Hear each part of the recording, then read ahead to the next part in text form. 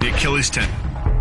The throw works just like a crowbar, where your leg is the lever and your hip is the fulcrum. The trick is positioning your body in just the right place. If you're just an inch off the placement of your thigh and hip, the amount of energy needed to throw an opponent can more than double. But performed correctly, Uchimata requires almost no energy, yet it can deliver up to 5,000 pounds of force. If it weren't for the mat, a throw like Uchimata would be enough to cause serious injury or even paralysis. You use the strength of your legs to maintain your dominant position while you secure the choke. Just a few pounds of pressure on the collar of his gi is enough to reduce the blood flow to the brain to a trickle and end the match. Hold this move for 10 seconds and the fighter will black out. Hold it just a bit longer and he's dead. By bending the elbow across the fulcrum of your hips, you're subjecting the weak joint to the leverage of two strong forces: the pull of your thighs on his shoulder and your hands on his wrists. As little as 1,000 pounds of force can be enough to destroy the elbow. The leverage of the armbar can supply much more than that. The sacrifice throw is a simple lesson in conservation of energy. The stronger the opponent attacks, the further he gets thrown. It works like a catapult, where your opponent's momentum supplies the counterweight. The faster he's going, the further he's going to fly. And the harder he's going to land. That land with the side, ball, or top of the foot. The gastrizin uses the heel to deliver the blow. This alignment of the heel, ankle, lower leg complex channels some 2,000 pounds of force into the opponent. More than enough to break a baseball bat. The higher you can lift your opponent in this move, the faster he'll hit the ground. It's not just your force working against him. His acceleration due to gravity can mean his head hits the ground with a 3,500-pound impact. On a hard surface like concrete, this is more than enough to cause a serious brain injury.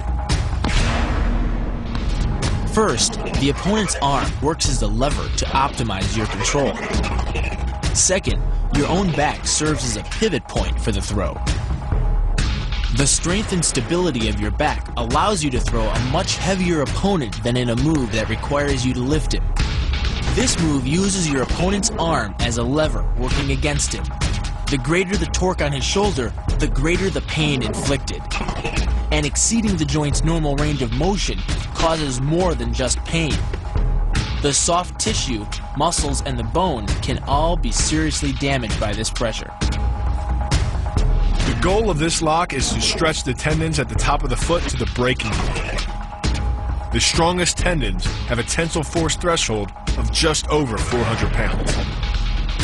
Applying any more pressure than that can tear the tendons from their base or snap them in two.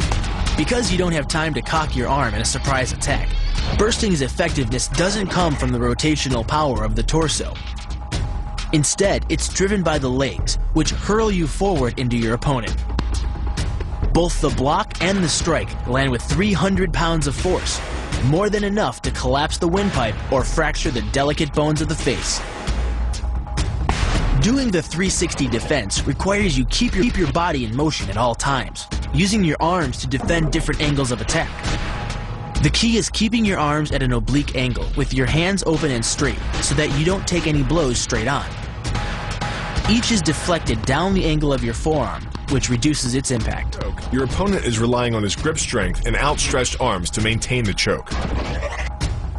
The strength of your back and shoulder muscles is greater than the applied force of your opponent's hold, so it doesn't take much to break his grip. And the closer your hands are to your own neck, the greater the leverage.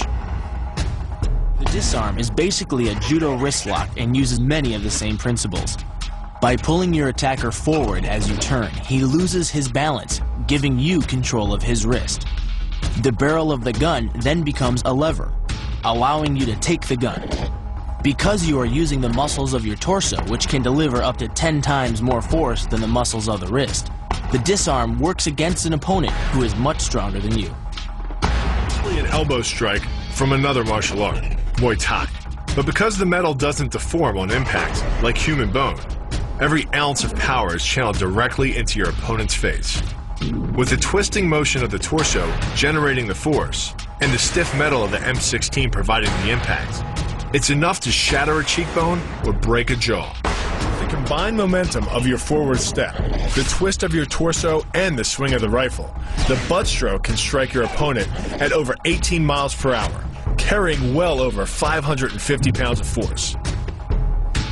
That's enough to drive a 16-penny nail through nearly 2 inches of pressure-treated wood. Add a follow-up slash and thrust with a bayonet, and the butt stroke becomes a real killer. But the real damage from the knee bar doesn't come from gravity. It comes from leverage. Once the knee is locked, your hips act like a fulcrum, and his leg acts like a lever, multiplying any force you apply. So even though the ligaments and tendons around the knee can sustain 1,700 newtons of force, the knee bar can load a lot more than that, enough to completely destroy the joint. Pushes his opponent at a location above the center of mass, while using his sweeping leg to create a tripping point, which is below his opponent's center of mass. Once the loss of stability has occurred, gravity does the work and the damage. On the ground and on his back, your opponent is now vulnerable to any number of finishing strikes. Much like a nutcracker, your forearm and biceps apply pressure to your opponent's carotid arteries. Located on either side of the trachea, these two arteries are the only way to get blood to the brain. It can take less pressure than squeezing an orange to stop the flow of blood to the arteries. And with no blood flow, the brain shuts down almost instantly. Fight over. Control of your opponent's leg, you turn his hip into a pivot point. And there are 2 forces being imparted about the pivot point, one by the arm above and one by the sweep below. These forces act as a couple, resulting in your opponent's rotation that slams him right to the deck. And given the speed of rotation and the force of gravity, that impact could cause permanent injury.